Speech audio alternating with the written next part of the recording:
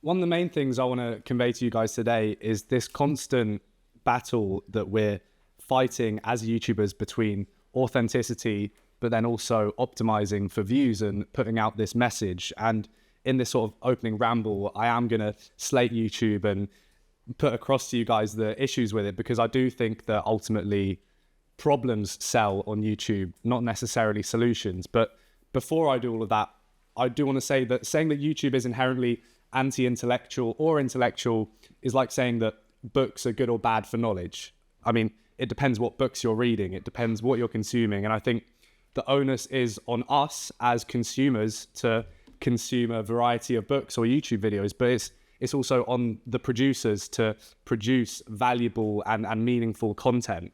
So I do think that in the last few years, I've seen this trend of more of a toxic relationship with YouTube that we all find ourselves in. And I think it's quite neatly summarized by Goodhart's law, which is this idea that when the measure becomes a target, it ceases to be a good measure. So we measure our success on YouTube with views, comments, engagement, but that's no longer a measure, that's the target. We're optimizing everything to get as many views as possible, as many comments as possible. And I like to relate this to the likes of revising for an exam, and you're revising to pass the exam rather than having enough information to pass the exam. And these are two very different things, because you can cheat the success criteria, or to take it from the abstract into YouTube, you can cheat the algorithm and create thumbnails and titles that give you this illusion of success, but actually there's no real substance there. And I think with that, a trend that I've seen over the last few years as I've nerded out over YouTube and watched videos on how to get the most views, both to forward trigonometry when I was producing that, but also just out of personal interest, is this concept that I've been toying with of fame inflation, which is that if you got 1 million views in the 1980s on MTV or on a record that you played, you'd be Freddie Mercury, or you'd be David Bowie. But now 1 million views means nothing. Most people are capable of getting 1 million views by putting the right titles together, putting the right thumbnail together. And just like a currency that's inflating, I think eventually this bubble is going to pop. And the only people that are going to be left standing are the ones that don't take shortcuts and that provide genuine value. So short term, there's lots of quick wins you can take to optimize your channel. But what I really want to convey is this need for not just destructive sort of fear-mongering, but actually thinking about solutions. And I hope we can get to that with the help of you guys asking questions rather than me just criticizing YouTube.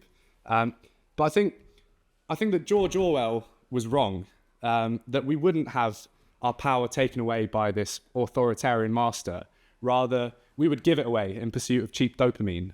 And I think that's what we're doing at the moment. We have this button that could summon food, any food that we want, and we keep on choosing McDonald's rather than actually the healthy option. And it's an easy trap to fall into. I like to use this study about slot machines, and in casinos, they used to have these clunky handles that you'd have to pull every time to gamble. And that caused more friction between these gambling addicts and the gambling. So what do? They changed to a button that you could press over and over again, quicker and quicker. And the quicker you can repeat a behavior, the more likely you are to repeat it. Transfer this over into YouTube Shorts, social media, infinite scrolling, which by the way has been developed by gambling experts.